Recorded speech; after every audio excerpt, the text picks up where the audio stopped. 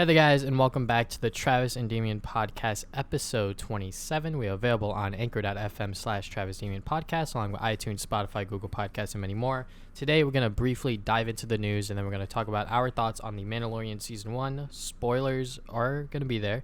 And then we're going to talk about our most anticipated games of the year, along with our recent activities before we get to the Mandalorian stuff. So first piece of news that Deadpool 3 is in the works with Marvel Studios. Ryan Reynolds confirmed this. So that is going to be very interesting. I believe that they did say that they wanted to keep it R-rated, so that is going to be very good. But they could do like so many like goofy and funny things with how Deadpool is going to just dive into the MCU randomly.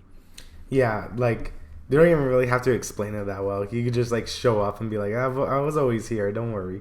You know, like they could do a lot of cool things with the MCU now that he's like actually in it now. And the fact that they'll probably keep it R-rated is nice to hear.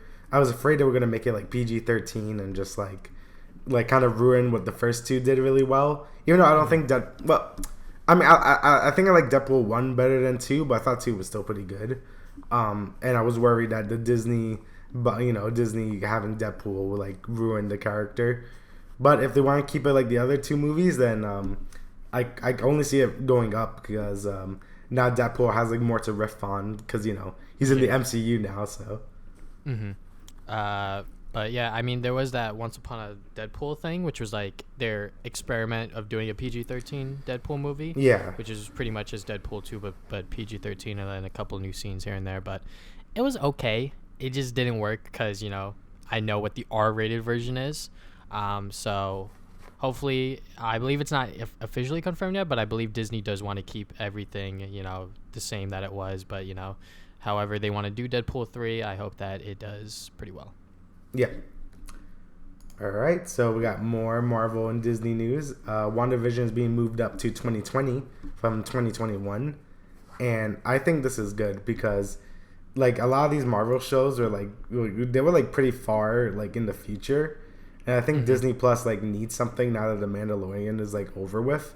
Like, people are, like, just like, okay, I guess I'll unsubscribe from Disney Plus now because I don't know what else is coming out. So I guess Disney's just like, hey, no, wait, WandaVision's coming out, don't worry. So yeah, that's basically how I see it right now. Yeah, pretty much, because The Mandalorian was one of the main reasons why a lot of people are stuck on to Disney Plus, and now that it's over, a lot of people are jumping ship. And I think there was actually a news piece on that people were like jumping ship in like droves sort of thing. So the fact that they are moving up WandaVision to this year instead of next, I think that is very good. Also, it'll be a lot easier for those that want to transition into the next Doctor Strange movie. I think that'll be very interesting to see how that plays out. Yeah, because this has like direct ties with the Doctor Strange movie, right? This one. Yep. Yeah. So if they were to just drop both of them next year, that would have been a lot for people to, you know, sit down and take in. Yeah. Again, it's gonna be interesting to see how these shows, like, well, quality wise, and how like they just like tie into the MCU in general, since they're gonna be like pivotal things now. So hopefully they're worth watching and like aren't like filler. But I guess we'll have to wait and see for that. But yeah, definitely. All right, so last thing we got here is IGN is now just making their review scores a lot simpler. So it's no surprise that a lot of people do use IGN for like reviews, and most people, unfortunately, just go to the scores to go and see how the game actually is, whether it's a 10 or a 6 or even, you know, a 3 or whatever. They'll just look at the score and just base the game based on that score, which is unfortunate because really that's just not the way you should be looking games up and judging them by just a one score from one place. But IGN is making their review scores simpler. So before they had like, you know, like the 9.5s, the 9.6s, 7.1s, all these like random weird scores. So now they're just rounding it up to like 1 through 10. All whole numbers, nothing in between. And they actually have labels next to them. So 1 is unbearable, and then it goes all the way up to 10 as a masterpiece. So my thing with review scores is that they can be useful, but at the same time they can be also very harmful because, like I said, most people just look at the score and just, you know, go on with their life. They don't really read the reviews or do any further, you know, sort of research. So that's why I personally don't use review scores in my videos. But yeah, I mean, now that they're making it simpler, I think it is a lot better because like the 7.1s and those like weird just like weird numbers are just like pointless in my opinion. So now that they actually have them also labeled is good, because a lot of people viewed like 7s as like bad, which is like stupid. But yeah, because I'm like gonna stop there. a 7 out of 10 game could still be like good to like a lot of people. Just, you know, it could be like maybe it's too niche or something for some people, or, you know, like it's maybe a little unpolished but still good. Like 7 out of 10 games doesn't mean it's bad, but a lot of people like see it like that. Unfortunately. Yeah, and I, you know, usually I don't really look at these number scores too much anymore. Usually I would look at like a whole review before buying a game, and like and see multiple perspectives and stuff like that to really like gather the opinions of people and then buy it. Like I usually don't just look at the score and like the recap, because I feel like that's not really enough to sort of like gauge if I will like the game or not. And I think like a lot of people should do that, but I know people don't have time for that, and you know they will look at these scores. So I'm glad IGN is at least making it less convoluted than how it was before with like 7.7s and all that stuff. Like, you know, I think it's fine if you have 9.5s, I guess, like a midpoint maybe, but having like a 0.7 or like a 0.2, like what does that even mean? You know? So I'm glad they're just getting rid of that, because I don't even know how that was even calculated. So yeah, it was just like, all right, I guess I'm feeling like a 7.5 or whatever, you know? Yeah, like I don't really know how that even like works. So I'm glad they're just, you know, keeping it more simple, and like it'll just help them, and it'll help like just the people like looking at the reviews now. So it's like, oh, that's a 10 out of 10, or oh, this is like a 3 out of 10. That's garbage. So yeah. So yeah, I think it's just better for everyone. Yeah, overall, but I won't rant on review scores anymore than I already have. So we'll get into our recent activities. I'll let you go first. All right. So the Epic Store actually had a really good sale. You know, Steam hasn't had any good Steam sales for like a very long time, just because they're like on top. But Epic actually had a really good sale where, you know, a lot of big games that came out this year. So, for instance, Borderlands 3 and like Outer Worlds, they were like, I think Borderlands was like 30% off or something. So it was like $38, and like Outer Worlds was like $44, right? But they give you also like a $10 coupon that you could get another $10 coupon if you buy a game more than $15. So if you apply that to like Borderlands 3, it was like $28. So I'm like, yo, that's sick. So yeah, the Epic Store basically had a really good sale. So I was able to pick up all these games. And, you know, the Epic Launcher, you know, not to go on a tangent about the Epic Launcher, even though it's still not the best, you know, that sale was great, and it really reminded me of like early Steam. And I think that's what Epic should be doing. They also like gave away like 12 free games during that time as well. Like some of them was like the new ukulele game that just came out. Like it was insane. Like, you know, that's a good way to garner more support for your launcher, but it's still crazy that they don't have like a shopping cart. Like that's pretty bad. But anyway, Borderlands 3. So I finally got it. You know, I'm a pretty big fan of the Borderlands series. I played 1 and 2, pre-sequel, and the Telltale game, Tales from the Borderlands. And Borderlands 3 is fantastic. Like the gameplay is so much better than 1 and 2. It's not even it's not even like fair. Like the gunplay feels so much better. Like even like the early garbage guns you get in the beginning of the game, like feel very impactful, and like it feels like you're doing like a bunch of damage. A lot of your Vault Hunter abilities like are like a lot more exciting, at least for my character. Like my character Mose could like summon like a Titanfall mech, and you have like 3 different like ability like type weapons you can use. You have like a rail gun, and like heat seeking missiles, and like a flamethrower and stuff like that. It's really fun. They really added a lot more customizability to like your skills and perks and things like that. So it makes it a lot more fun to build your character. And the guns just seem like a lot more like there's a lot more stuff you could do with them. You could like have different firing modes now. You could switch between elements. It's crazy. Like the gunplay and just the gameplay in general is like the best the series has ever been. It's fantastic. Story wise, I know a lot of people were complaining about it. I don't think I'm too far enough in to really comment on it, but it is definitely weaker than 2. I know people don't even play this series for the story. It's only like a few select people that care. But I thought too. I was like that too when I played 1. I'm like, I don't really care. You know, I'm just there to like shoot stuff and get loot. But 2 was like, oh, 2 actually has something going on, and then Tales from the Borderlands. I know it's not like, you know, the traditional one is from Telltale, but they did a really good job, like, you know, fleshing out that universe and stuff like that. I'm like, I'm pretty interested. So far, this game's kind of just meandering. Like, it's not really doing much. This is it's kind of taking you from one planet to another, and like doing missions and stuff, which is fine if you know you just like, yeah, let me kill more things because it's fun. But you know, it definitely is not as strong as the second one in terms of like the story and stuff like that. But again, that probably shouldn't matter for like a lot of people because they don't play that for this. You know, they don't play this series for that. But you know, it's still something worth mentioning because it's still like an RPG. So yeah. But overall, right now, the game is fantastic. The other thing is there's multiple planets now. It's not just one planet. So that really helps with the diversity of the environments. You know, it's nice not to just see, like, the desert borderlands and things like that anymore of Pandora. Like, you get to see, like, a bunch of nice different locations now, which is really nice to see. So, yeah, overall, I'm loving it so far. So, yeah.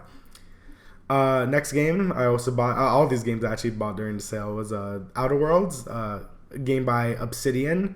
It's like a spiritual successor to Fallout New Vegas, or I guess just Fallout in general. And I'm not too far into it either. I'm like maybe 9 hours in.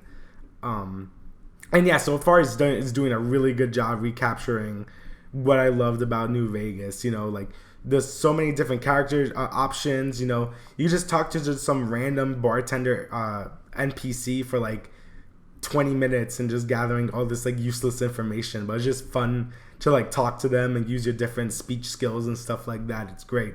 There's a lot of different ways to complete different side quests. You know, if you want to like side with someone else or side with another person, you know, it just really adds to that, you know, player's choice thing and stuff like that. The combat, I feel like, is a lot better than like regular Fallout or the Bethesda Fallout games.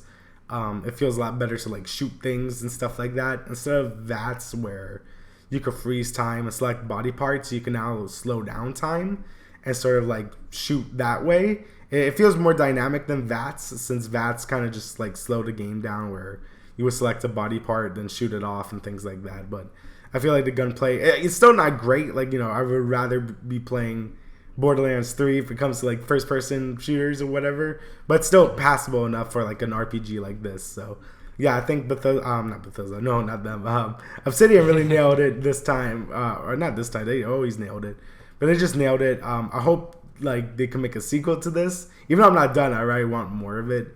And from what I heard, the game is pretty short, so hopefully, if they do make a sequel to this game, they can make it even bigger. Also, now that they're bought by Microsoft, they could probably do that, since this game actually did sell like crazy. So yeah, overall it's fantastic so far, and I can't wait to play more. And the last game I have here, Hades.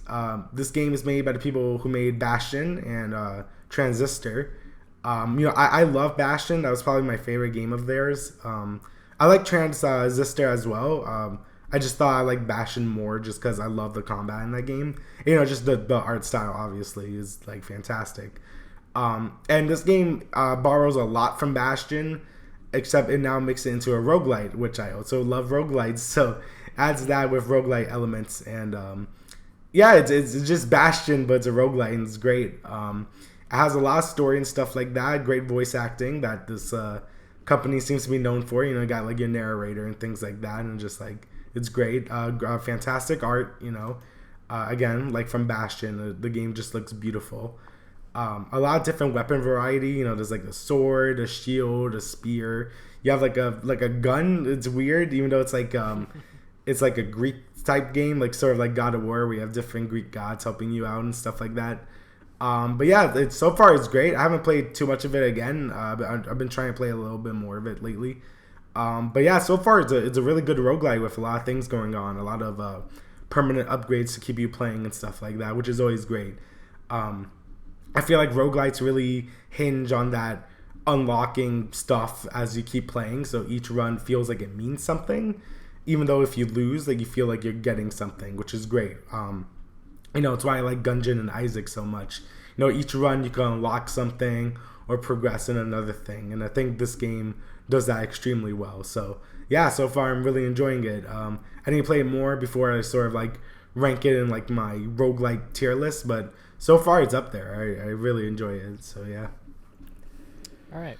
So I will do my stuff. Go ahead. So obviously I've been playing League of Legends and TFT, just like kill time. I've been playing League mainly to try to go and get back into it. I've not played in like quite a while, so I'm trash, but it is what it is. But TFT, it's still, fun, just like, auto chess. Woo. Auto chess is fun. Yeah. And then I decided to pick up Fire Emblem Three Houses again, pick it back up from where I was before.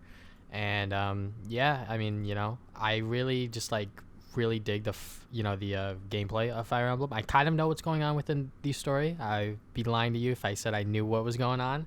But I have a pretty decent idea as to what's happening.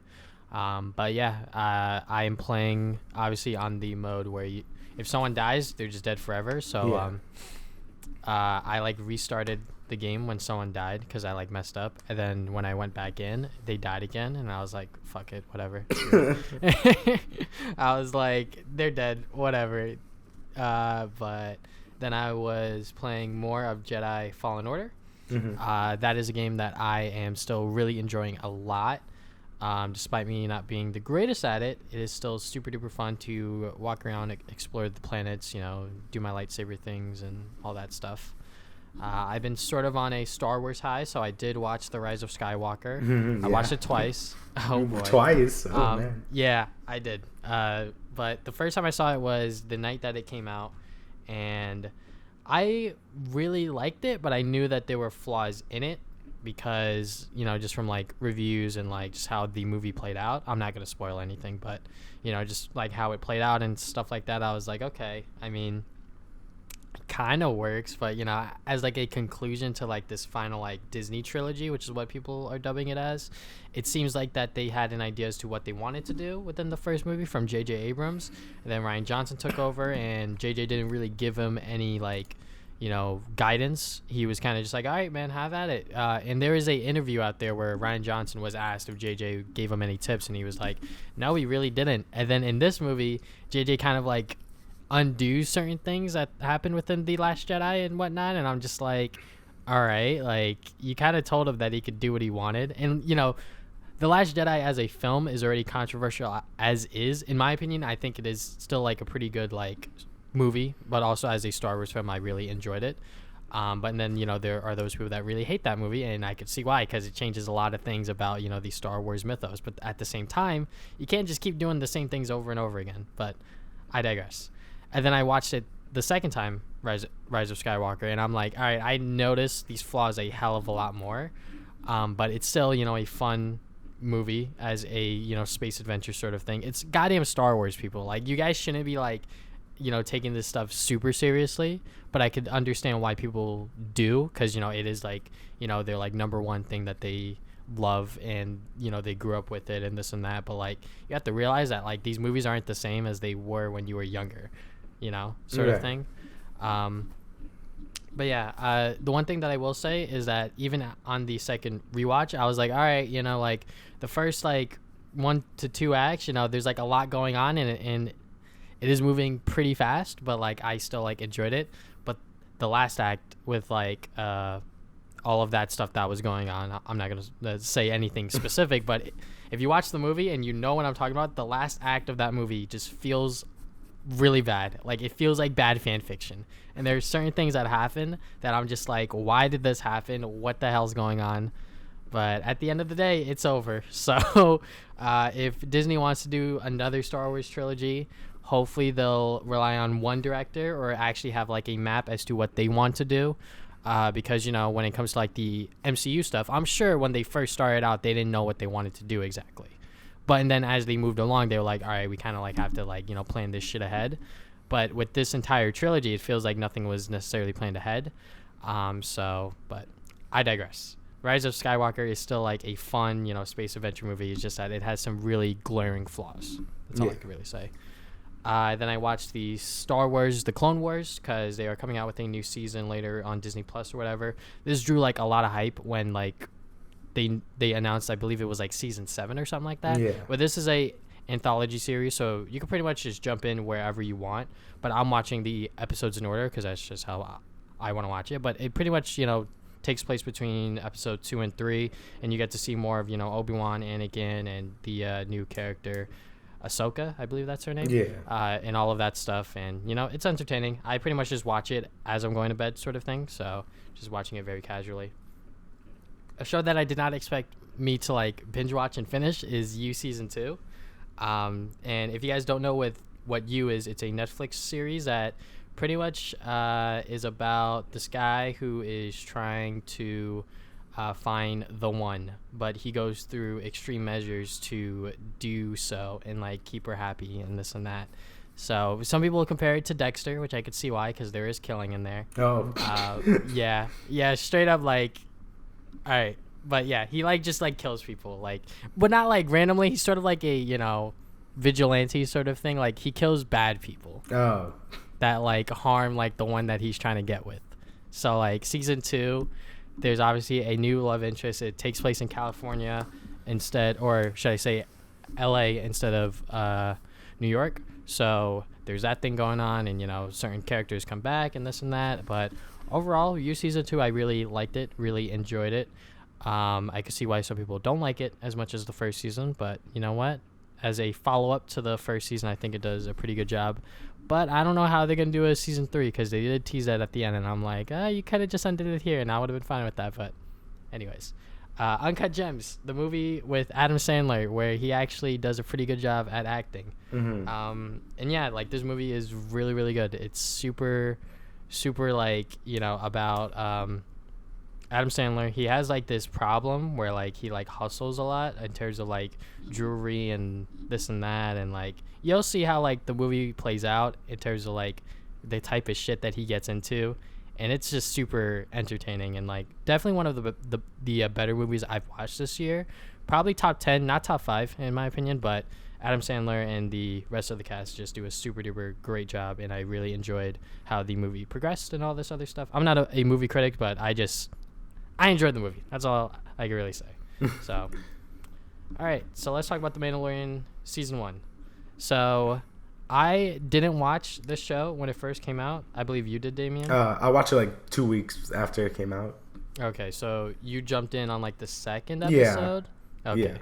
But yeah, I think I jumped in on like when episode 3 came out or something like that. But we're gonna talk about spoilers and this and that. So, but overall, the way the 8 episodes played out, I really liked it. I'm glad I binge watched the last 2 episodes, because if I watch episode 7 and then I had to wait for episode 8 the next week, I definitely would have been like, holy shit, I can't handle it. That's how I was, yeah. But the overall like series, like it doesn't have like, I mean, it kind of has like a ongoing story, but each episode has like its own like, it's sort of like a weekly episode adventure sort of thing. Like nothing really is super connected, I felt.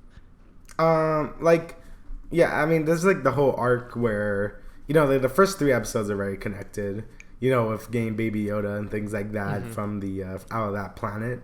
Then that I think is the middle 3 episodes is the thing that people really like. That's gonna be like the sticking point of this series, or is like if I don't like it or not, with other people. I didn't mind them. Episode 4, 5, and 6. I didn't mind them that much. I thought they were fun. They really didn't have much to do with anything with the other parts of the show, but I thought it was still fun. Like, sort of like Mando helping everyone out and things like that. And yeah, they were just fun space adventures and stuff like that. But I know some people wanted more of the plot and things like that. Like, oh, where's Baby Yoda from? And all this stuff. And then episode 7 and 8 sort of goes back into that. And I will say the show's probably the strongest when it does focus on that. But I really didn't mind them when Mando was just doing like whatever. I thought it was still entertaining. But sort of like side quests sort of things. Yeah, basically that's what everyone was saying. Is like he just does side quests for like 3 episodes. So yeah, that's kind of how it feels. But I didn't mind them. But I do agree that I think the show is strongest when it does have like a main point it's going for. But I didn't mind the other ones either. Yeah, because I think those episodes 4 through 6, like, people really had a big problem with episode 4, which is what like some people actually stopped watching the show because I was talking to one of my my cousin's boyfriend, if you could follow that sort of thing. Okay. He was like, yeah, you know, I've been watching it, and then he like got to episode 4, and then he was like, all right, I guess I'll wait until the rest of it comes out. And I was like, ah, damn, like that sucks. But like, you know, episode 4 was definitely a interesting episode because it definitely is like far out and is not part of the main story.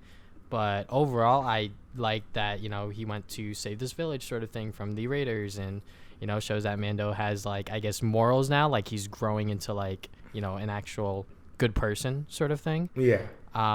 And then episode 5 was about that like gunslinger sort of thing. Yeah. And that one was all right. I think it's on par, in my opinion, with episode 4 as well. Yeah, like 4 and 5 were like pretty.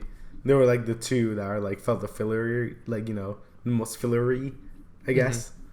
Yeah, but episode 6 I really liked. I like episode 6 too. Yeah. Yeah, because it really dove into his past and like people that he worked with and all that stuff. So I really like those episodes.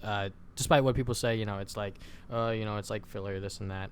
I was even talking to a customer today when I was like checking him out. He had like a Boba Fett like sweatshirt on. Yeah. And you know, I asked about the Mandalorian and asked if he watched. He's like, oh hell yeah, I watched it. And I was like, what'd you think? He's like, man, it's like the best Star Wars has been since like the what he said, the original trilogy. And I was like, god damn, bro, like this guy's like probably like one of those people that's like, fuck the Disney trilogy. But you know, obviously I didn't get into all that shit. But you know, overall, I really like the last 2 episodes because it does go back into the whole like Baby Yoda thing and like, you know, who's like trying to track him down and like exactly what is Baby Yoda, which they do find out that he is a Jedi, or like, you know, he has Force. Like Jedi powers, he has Force like abilities, whatever. But episode 8, the final episode, I really liked it just because it dove into Mando's past a little bit more. But on top of that, it was directed by Taika Waititi, and like you could definitely tell when like those stormtroopers were like messing around, like that. Oh scene, yeah, that was great. Yeah, that scene was so good. Like I was just like, all right, well, it's canon now that they don't know how to shoot an aim. And on top of that, when they were like messing with Baby Yoda and like punching him, I was like, holy shit, like this is so like goofy and random, but like I really enjoyed that scene, and I think a lot of Star Wars fans also enjoyed that little bit as well. Yeah, no, it was fantastic. Just those 2 stormtroopers just like, you know, like talking crap and stuff like that. It was great. I loved it. And yeah, no, just in general, I think the show did a good job having that like a good sense of humor and things like that as well, and just, you know, and a lot of good action as well, obviously, you know, a lot of great gunfights, great practical effects too. I think I mentioned that last time, but you know, I really like that Baby Yoda is like a puppet plus CGI. You know, I think that was really good. It really makes him feel like he's there, just walking around and crap like that. But yeah, overall the show was just like just it looked great. It sounded great, and it was great.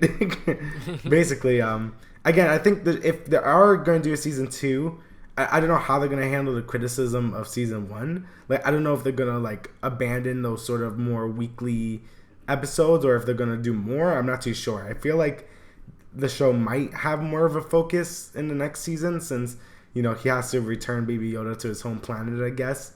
But I guess we're going to have to see until season 2. But I don't really know what they're gonna do, honestly, for whatever Jon Favreau wants to do. Yeah, because they have an interesting thing going on here, so I'm really interested to see what happens with this series going forward. Yeah, and definitely with the weekly episode thing, like as they were, you know, just like pumping them out like week by week instead of just doing it all at once. I think it worked really well. Yeah, and me like, too. I was like more surprised that it worked well than it didn't, because like, you know, when it was first announced that they were going to do it weekly, I was like, that's going to be very interesting. But it honestly really worked out because like more people got into the show, more people started talking about the show, and you know, there was more of a discussion about it. You know, like when episode 4 dropped, despite what people may have said, it'd been like, you know, like it's not that great. And then some people are like, all right, maybe they'll wait for the rest of the episodes to drop or whatever, you know, but there was more of a discussion there. Yeah. Unlike with, for example, when I watched You Season 2, I could pinpoint certain episodes, but I don't remember exactly which episodes, what happened there, because other than beginning and end sort of thing, which is kind of how, Netflix shows when you like binge watch something. That's just how it is. Yeah. But yeah, with the Mandalorian, you kind of have a idea as to what's going on within each episode, just because of that's just how it was when it came out. It was just weekly, and now it's available to anyone that does want to binge watch the whole thing, which I think is a pretty good idea for them to do it weekly, because you can't do it weekly more than once. You can only do that one time sort of thing. Yeah. If you get my drift? No, I get you. Yeah. Yeah, like weekly just generates more discussion and hype for the series, but you also have to make sure like each episode is sort of worth watching, or else it could backfire. Because some people are like, oh, I gotta wait a week. So yeah, they gotta like be careful of that. But I think the show in general was really fantastic, and I didn't really have much problems with the middle episodes. But again, I know that's gonna be a sticking point to some people, but I think the show in general was able to keep up the entertainment, even though it wasn't like totally focused on the main plot most of the time. And like the main plot was like very loose anyway. So yeah, I definitely still enjoyed all 8 episodes, yeah, despite those little side quests or whatever they may be. All right, so let's talk about our most anticipated games of this year, 2020. We are in it. New year, new us. Not really. So I guess I'll go first, and then I'll let you transition into whatever you got to talk about. So first game is going to come out actually later this month, 2 weeks from now. Dragon Ball Z Kakarot. So this is a action RPG, but it's literally on beginning to end on the Dragon Ball Z saga. So I don't think we've had a Dragon Ball Z game where it was a action RPG, and it also dove into everything about the Dragon Ball Z anime. So that is going to be very interesting to see how that plays out. Obviously, unfortunately, the game will retail at $60, so I'm not sure if I'm going to pick it up myself at launch. But if the reviews are like really, really, really good, I might consider doing it. But yeah, like the game just looks beautiful, obviously, because it is, in like HD and on next-gen consoles and all of this other stuff. But I'm definitely very interested to go and see how this game plays out in particular. Next game I got here is Marvel's Avengers. So far, I am not necessarily hyped for the game. I'm sort of just like hoping that it doesn't like bomb itself when it comes out, because it is supposed to be like a looter sort of game for some reason, instead of like a action sort of story-based action adventure game sort of thing or whatever. But hopefully Square knows what they're doing, and this game doesn't turn out to be hot garbage, because there's not a lot of hype or build up around it. Like there was more hype and build up around it before like the first trailers even came out, but now that we've seen some stuff of it, it's kind of just like I'm not exactly sure where this game's really going. My most anticipated game of the year by far, The Last of Us Part 2. It unfortunately got delayed to May 29th, unfortunately, but I'm still really hyped, really excited for this game, just because I loved the first Last of Us when it came out in 2013. And when I was actually looking back on like the games from like this past decade or whatever, 2013 was a really good year for games. We had The Last of Us, we had Pikmin 3, we had GTA 5, we had Ratchet and Clank Into the Nexus, and all of these like other like super like good games. And like Last of Us obviously being probably my top one in that year. We're getting a sequel to that, and it's looking to be really, really good, despite us not getting a whole lot of like details on it, which is a good thing, because the less we know, the better. I'm just super, super excited for that game.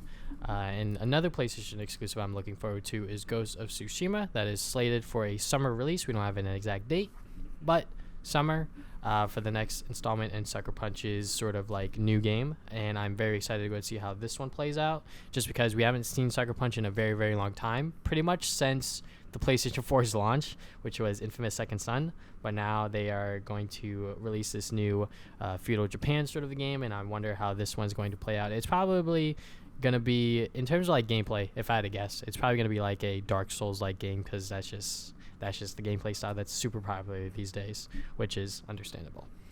The next one is my last game for myself, is No More Heroes 3.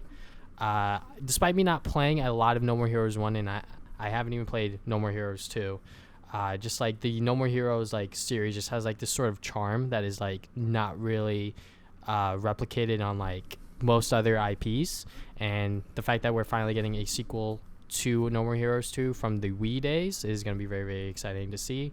And obviously Suda51, he is such a personality in the gaming community. I just want to go and hope him the best and hope that this game does well, because most of the time when sort of like third party games get released, they don't really do all that well financially, but hopefully this one's like super duper good. And then last game I'm going to talk about here, and then I'll let Damien talk about it as well, is Animal Crossing New Horizons. We haven't seen an Animal Crossing game since New Leaf, which was on the 3DS, which was like back in like 2014, 15, something like that. Can't exactly remember, but Animal Crossing New Leaf, I really, really love that game.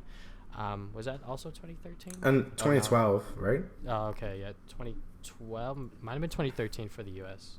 Yes, 2013. Because I remember buying this game along with The Last of Us, and I picked between those two, and I played The Last of Us first, which I'm glad that I did, because New Leaf just has so much that you can do, and it looks like New Horizons is pretty much going to be like New Leaf, but like a major upgrade to it. And the fact that it is on the Switch, best of both worlds. You get the home console Animal Crossing, but at the same time you could take it on the go with you. So that is going to be very, very cool. When that game comes out, pretty much almost everyone who has a Switch is probably going to be playing it, and if they're not, they should at least try to give it a chance, because New Leaf was my first Animal Crossing game for myself personally, and that game really sucked me into the Animal Crossing world, and I'm pretty sure this game is going to do that for a lot of new people as well, which it is supposed to come out in March 20th. So yeah, I basically feel exactly the same way. New Leaf was also my first Animal Crossing game, and it really also sucks me into that, Animal Crossing, like, gameplay loop, and I can't wait for it to be on the Switch. Like, I felt like a lot of people were waiting for this one. Like, a lot of people have been holding off buying a Switch just for this game, so, like, I think once it finally comes out, like, Nintendo is going to be very happy to see a bunch of sales of Switches just due to this game alone. So it's going to be a fun time to play through Animal Crossing again. It's always a great time. But yeah, besides that game, I go through my own list here. I got the Final Fantasy VII Remake. I actually just finished Final Fantasy VII, which I forgot to talk about. And yeah, I think that game still holds up extremely well, and I'm happy I was able to finish the original, so I could, sort of appreciate and see the changes the remake does once it get it up to that point. Apparently there was a demo that was leaked for this, but again, we don't really know too much about that yet. But from what I looked at, it still looks very good. Like, the remake, I wasn't too sure about it changing from turn-based to action, but I think it's doing it pretty well. Like, the gameplay looks really cool. All the characters look fantastic. Like, the graphics are just insane. Like, it looks beautiful. The music looks like crazy. So hopefully they're able to really just make the remake that this game deserves, because Square's future is kind of relying on this game at this point. They ain't doing so hot, so being able to have a really good Final Fantasy game, even though it's a remake, is really gonna put some goodwill on their name. So yeah, I'm looking very forward to that game. That's coming out real soon too. It's March 3rd. So yeah. Next I have Doom Eternal. I was a big fan of Doom 2016 when that game came out, and I think that game took a lot of people by surprise, because there hasn't been a good Doom game so long. Doom 3 was alright, I guess, but it wasn't great. So when Doom 2016 came out, it just took so many people by surprise, because it was a really good first person shooter single player game. It didn't really try to do anything weird or be super multiplayer focused. It really focused on that single player content, and I think it did it really well. It really captured that sort of old school Doom style in a new present day, and it was just fantastic. It was supposed to come out this year, I think. Yeah, it was supposed to come out in November, but it got delayed. It got delayed to the same day as Animal Crossing, actually. So yeah, that's a pretty funny contradiction there. Just Doom and Animal Crossing in the same day. Can't think of two games that deserve the spot more. But yeah, I'm looking very much forward to that, because Doom 2016 was one of my favorite first-person shooters that year. So I'm happy to play the sequel to that. Psychonauts 2, we don't really know when it's coming out still. They said 2020, but we don't really know. Hopefully it's still 2020. Obviously I love Psychonauts 1. I think I talked about it last time. It's just a fantastic platformer.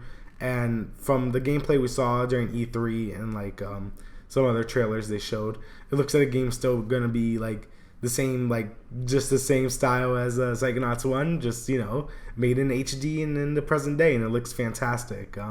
I can't wait to see some of the new powers they do, some of the new worlds you could explore. We don't really know much yet, but from what I've seen so far, it looks very good, and it seems to be really keeping the spirit of the original, which I'm very happy for, and I hope they don't mess it up. Please don't mess it up. You got Cyberpunk 2077. Obviously this is the CD Projekt Red game. I never actually played one of their games before. I never played Witcher I haven't played any Witcher game, honestly. I probably should. But this game caught my eye just because it's going to be like a first-person sort of RPG thing, sort of in the vein of like, Fallout and things like that. And again, I love New Vegas. I love Outer Worlds right now. So if I could add another game to that sort of like collection, then I'm all down for it. And the game's looking like it's going to be exactly like that. Again, we don't... we do... it's coming like really soon too. Like that's crazy that the game's coming out April 16th. But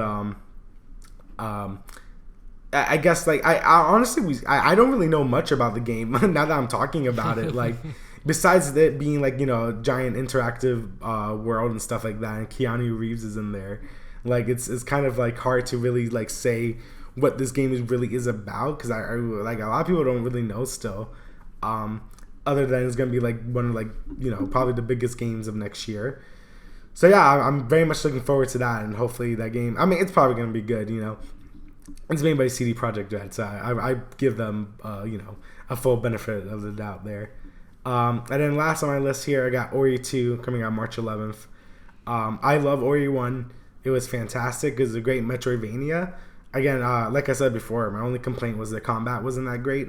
It seems like they're really making that a point to fix that in this game, where it seems like you have a bunch of different weapons you can use, and against actual bosses this time, since there wasn't really any bosses in the first Ori. It was mostly just like platforming challenges and things like that, which was fine because the platforming in that game was great. But now it seems like the game really wants to focus on having better combat, and that just seems like it's going to add a whole new element to that series. So I'm very much looking forward to this game. I have been for a while, because I think this got announced maybe like 2 years ago, so I'm ready for it to come out at this point. So yeah, hopefully it doesn't get too swallowed up, because it's coming out in a very busy month.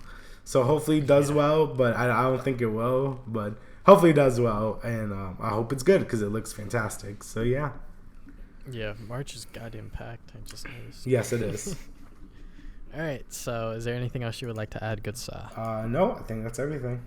All right. So thank you guys for listening to the Travis and Damian podcast once again, and we will see you guys 2 weeks from now with hopefully more news. Yep. See ya.